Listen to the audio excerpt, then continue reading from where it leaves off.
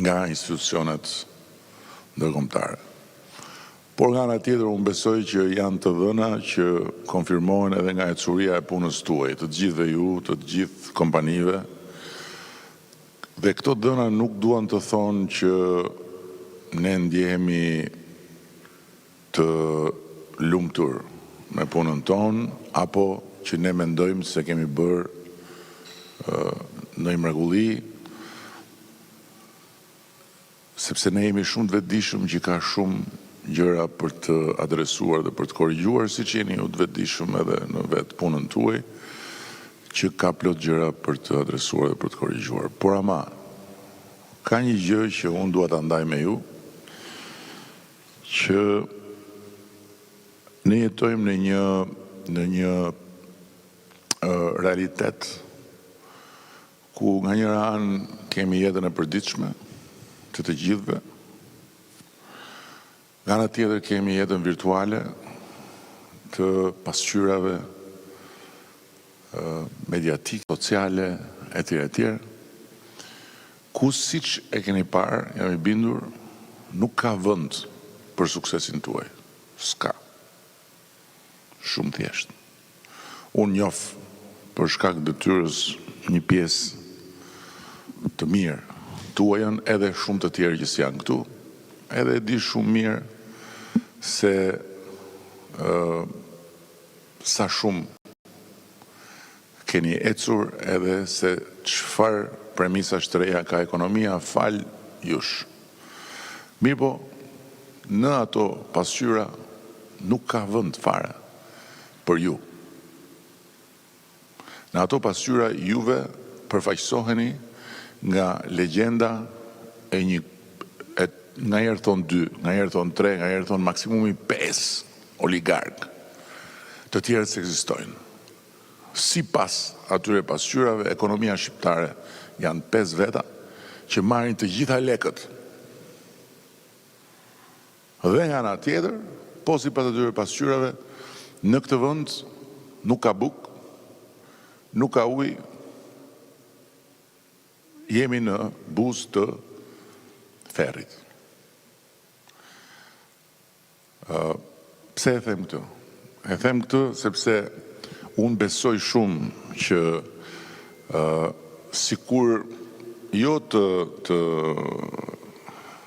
kishte hapësirë të plot, po sikur një pjesë e hapësirës në atë jetën virtuale t'i jepej punës, t'i jepej suksesit, t'i jepej shëmbujve frymëzues që janë të panumërt, me siguri që do kishim akoma shumë më tepër ekonominë, sepse ekonomia do entuziazmin, do optimizmin, do frymëzimin, ju e dini më mirë se unë. Megjithatë, kjo nuk është për t'u qarë as për t'u ankuar. Kjo është për t'ju thënë që duhet të vazhdojmë me kuraje përpara. Ne në punën tonë, ju në tuajën, dhe komplementar kemi interesin ju interesin privat, ne interesin publik, që unë besoj që mbrohet më fort kur sipërmarrja është më e fortë.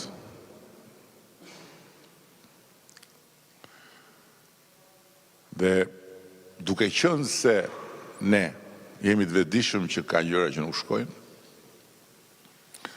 duke qenë se në aspektin e kuadrit fiskal ne nuk kemi ndryshime për të bërë, pra qysh në kryeherës e rrëzuam taksën e shesht njësoj për gjithë, për atë që tha ministri. Eksaktësisht për atë që tha ministri. Sepse nëse ne do të kishim mbajtur taksën e shesht, të cilën e predikojnë të tjerët akoma sot si një zgjidhje magjike, nuk do kishim sot 93% të atyre që janë rroktar në shtet apo në privat, që paguajnë më pak se 10%. Taksa 10% bënte që të gjithë paguanin 10%. Dhe godiste pikërisht më të vegjëlit.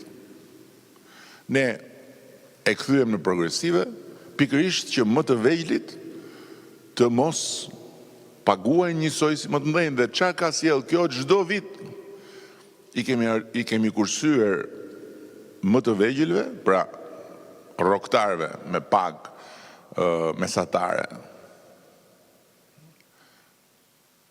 140 milion euro. 140 milion euro që bëni llogarin vet në 10 vjet sa shkojnë. Një shumë jo e vogël për shtetin shqiptar. 1.4 miliard janë shumë dhe ja kemi lënë arkës familjeve. Ndërkohë që tatim fitimin për kompanit e kemi vendosur 15% që atëherë dhe nuk e lëvizim, as nuk do ta rrisim, as nuk do ta prekim, do të jetë 15%. Por në aspektin e administrimit ne e dim që kemi të meta. Kemi të meta dhe boshllëqe që janë tonat, ashtu si kundër e dim shumë mirë që kemi një hapësirë ende të pashkelur për të rritur të ardhurat për shtetin. Por ama, nga ana tjetër, ne nuk duam të synojmë rritjen e mëtejshme të ardhurave duke ushtruar presion mbi sipërmarrjen dhe duke bërë më shumë dëm se sa mirë. Për këtë arsye, kemi menduar një plan që bazohet në një princip i njohur që nga koha e Romës lashtë, i përdorur vazhdimisht her pas here në forma të ndryshme, një plan paqeje fiskale për të cilin Ministri i Sipërmarrjes që ka detyrën të nxjisë qeverinë, na nxjisë ne që të jemi më pro biznes dhe nga ana tjetër të japi sipërmarrjes më shumë dëgjim dhe mirëkuptim, këtë detyrë ka. Dhe është shumë interesant me Ministrat e Financave se që kur janë aty janë njësoj që gjithë. Kur lëvizin nga aty janë më radikal se sa gjithë të tjerët pastaj. Edhe për ta mbyllur më kujtohet historia e një qeverie mike, s'ka nevojë të përmend emra, që më tregonte i pari punës atje, Ministri i Arsimit i kërkonte Ministrit të Financave vazhdimisht një fond X. Ministri i Financave vazhdimisht i kthente jo. Dhe ky shkonte i pari. I thotë shiko tani, ti ke vënë prioritet këtë punë. Unë i kërkoj lek, ai thotë s'bëhet. Koha e solli, nuk e di si e solli, që Ministri i Arsimit u bë Ministri i Financash. Ky që kërkonte. Edhe ai tjetri që u bë Ministri Arsimi, i çon letrën. I thotë bazuar në prioritetet e qeverisë dhe ky i kthen përgjigje. Referuar në shkresat e mëparshme. Jo.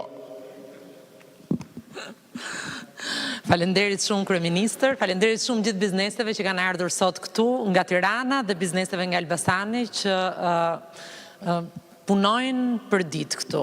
U vu gjithë konteksti, kështu që unë do të filloj direkt me prezantimin e paketës së propozimeve që ne kemi menduar për paqen fiskale. Paqja fiskale është praktikisht një marrëdhënie e re që ne si administratë, si përfaqësues të shtetit duam vendosim me biznesin dhe me tatim paguesit, ku